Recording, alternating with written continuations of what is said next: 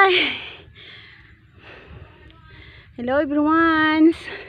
Tingnan po natin, dito kami sa island ng Guimaras. Galing kami sa bahay, paakyat ng bundok na ito. So, ang palibot po ng Guimaras ay dagat. Ayan, tingnan nyo sa malayo. Ayan doon. Kapag ilakad mo pa yun pababa, malayo pa yung dagat doon. Ha? Kasi ikot po itong beach. Yung island ito. Marami po dito magagandang tanawin, tourist spot. So dito lang muna kami sa may bukid. Pero suppose mayroong lakaran na punta doon na magandang view. Kaya guys, ayan, tingnan niyo doon. Napakaganda po. Hinihingal ako dito. Pero ang ganda ng kanyang view. Ayan. God bless you sa inyong lahat.